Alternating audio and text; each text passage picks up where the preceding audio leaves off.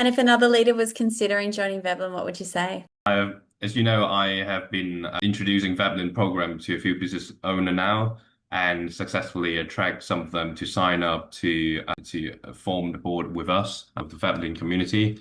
And then also, I've been speaking to a lot of people, some of my friends and ex-colleagues, about joining Veblen as well.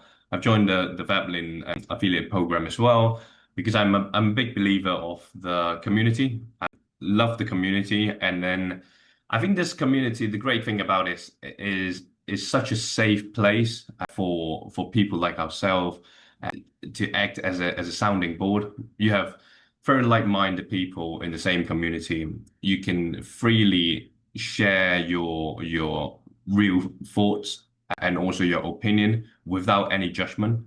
So again, the accountability groups are great.